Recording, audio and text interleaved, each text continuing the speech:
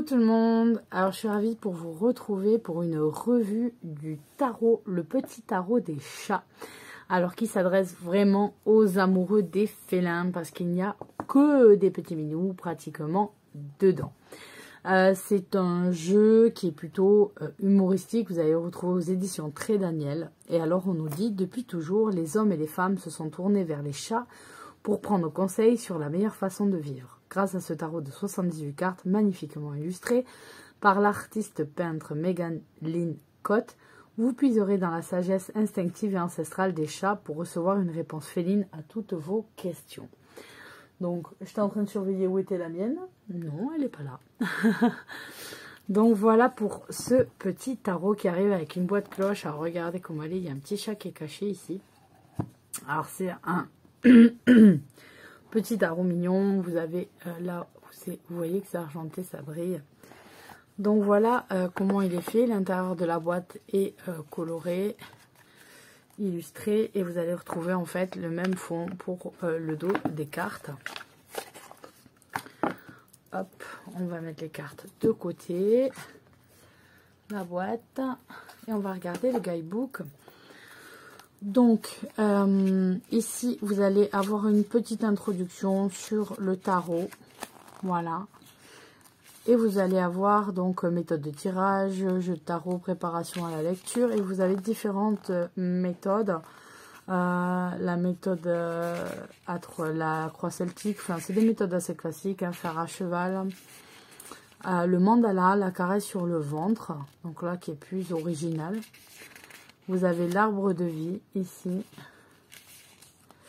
Et quelques points importants sur la lecture, et on va regarder ce qui nous est proposé. Donc en fait vous avez un guidebook qui est en noir et blanc, vous avez la carte pour les arcanes majeures qui est présentée en grand, et vous avez ensuite vous avez l'interprétation à l'endroit et à l'envers. Donc ça c'est pour tous les arcanes majeurs, et ensuite les arcanes mineurs, on va les avoir ici. Donc si on prend la suite d'épée, voilà, vous allez avoir l'élément qui s'y réfère, vous allez avoir qu'est-ce qui est apporté par la suite d'épée, et ensuite on va s'intéresser aux cartes, donc avec une illustration un peu plus petite, et ce que ça représente. Donc les as annoncent de nouveaux départs, à l'endroit, à l'envers, ce que ça représente, etc. Donc vous allez avoir ça sur tout le bouquin, et un petit mot à propos des auteurs. Donc l'auteur du guidebook et l'illustratrice, pardon, des images. Donc voilà, c'est un petit guidebook. Sur ce guidebook, c'est plutôt intéressant. Moi je sais que j'aime bien avoir des mots-clés, pas que des phrases comme ça, mais c'est déjà une bonne explication quand même qu'il y a par rapport aux cartes, ça va. Après au niveau du jeu, vous allez voir, on va voir ensemble. Donc on n'a pas les codes colorés, on a le dos comme ça avec des pattes de chat, des symboles, on a plusieurs symboles qui sont présentés dessus. Des symboles qui réfèrent aux humains, des symboles qui réfèrent aux chats. Donc on a la petite papate, le petit poisson, on a la petite souris, on a pas mal de trucs, c'est assez rigolo. Et ensuite on va regarder les cartes où on a que des illustrations faites, il me semble, à l'aquarelle. Donc partez du principe que vous n'allez pas retrouver les symboles habituels des tarots dans ce jeu. Vous n'allez pas retrouver par exemple le fou avec son petit baluchon et ça. Non, on est plutôt dans le côté on présente des chats, et le côté plutôt, oh je vais bouger la caméra, le côté plutôt humoristique. Donc voilà, ceux qui ont besoin du symbolisme, etc., non. Ceux qui connaissent déjà la signification des cartes, etc., vous avez parfois plus trop besoin de l'illustration, juste le nom de la carte suffit. Donc voilà pour le fou.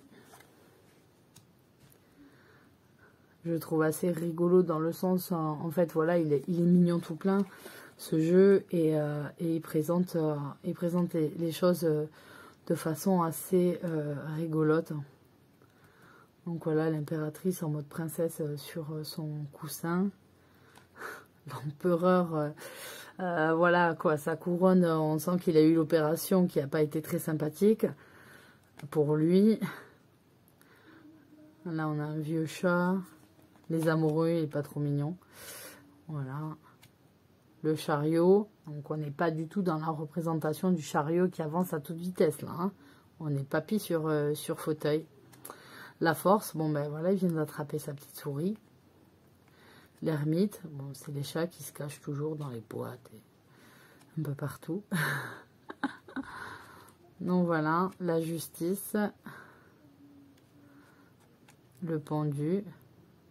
Alors c'est assez marrant parce que voilà, là vous avez la trait d'humour avec la mort qui est représentée en fait par l'aspirateur. Donc c'est vrai que dès qu'ils entendent l'aspirateur, c'est la catastrophe. La mienne, il vaut mieux pas être sur son chemin si on veut pas qu'elle nous saute dessus et qu'elle plante les griffes sans faire exprès. Mais on n'a pas voilà cette idée de possible transformation, etc. avec la carte de la mort.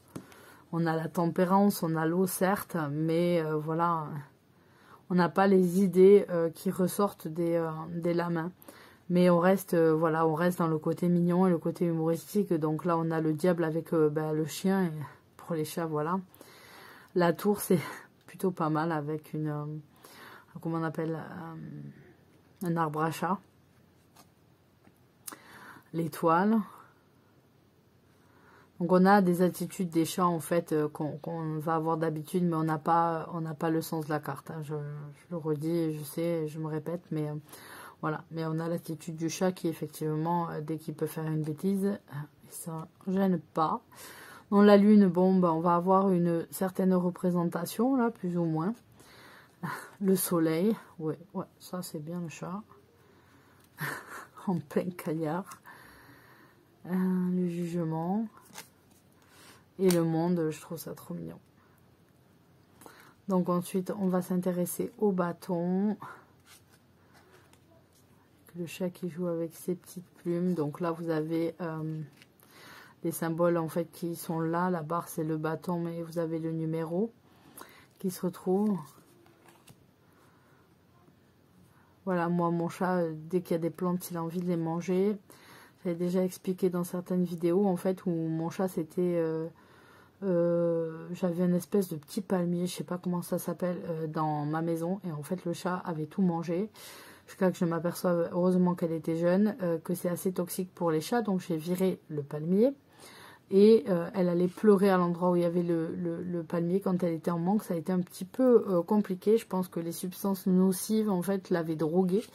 Et qu'elle était habituée à ça. Donc, ouais, j'ai eu un chat désintoxiqué. C'était assez laborieux. Voilà, ça la faisait pleurer. C'était un peu compliqué. Donc, voilà. Je vous montre ces petits chats, ils sont trop mignons. Le valet de bâton, il a moitié peur de l'oiseau. Le cavalier. La reine, bien posée. Au coin du feu. Et le roi. On passe ensuite aux coupes. Donc vous avez que pour les assins, vous avez le nom. Et pour les cartes de cour. Et ensuite, vous avez à chaque fois le petit symbolisme ici en bleu avec une coupe et le numéro 2. Donc ils se tiennent la queue. Les 3 bols. Ils cherchent dedans.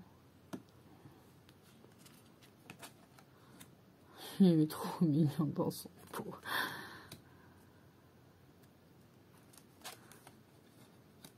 Alors moi, la mienne, jamais elle fera ça.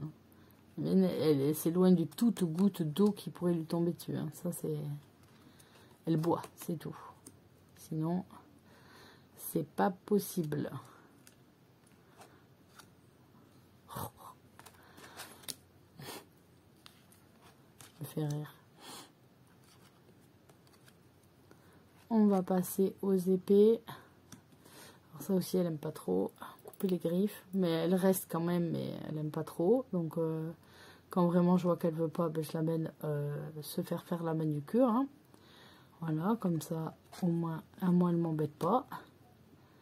c'est pas grave. Elle a pris des belles griffes.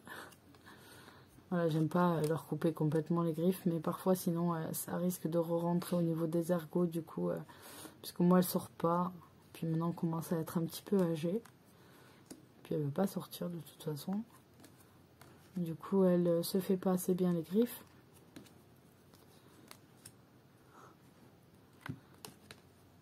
Les chats quoi. Les rois de la maison. Vraiment ça, quand on a des chats, on s'aperçoit qu'on habite un petit peu chez eux. La mienne, plus elle vieillit, plus elle est collante. Donc ça crée des scènes de jalousie avec les enfants qui veulent faire des câlins, mais le chat au milieu ne veut pas bouger et il les pousse avec les pattes. Donc du coup ça finit parfois en crise de pleurs parce qu'il dit c'est ma maman et je la veux aussi. C'est pas facile. Dispute entre le chat et les enfants. Par exemple, le chat, si je vais chez ma mère, le chat me suit et me crie dessus jusqu'à ce que je rentre. Voilà.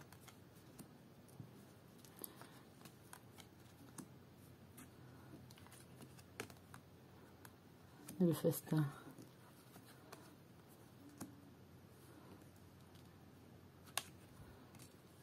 Voilà, on va voir les 4 dernières cartes de cours. Voilà, on voit bien, on n'a pas le sens des cartes qui est facile. Hein. C'est vraiment pour les amoureux des chats et qui manient assez facilement le tarot par rapport aux significations. Sinon, c'est difficile de se détacher d'un guidebook.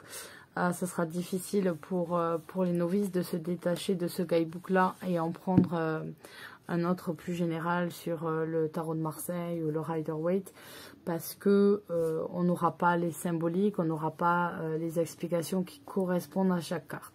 Donc c'est vraiment si vous commencez et que vous voulez... Mais tu arrêtes de te rebeller toi là-bas.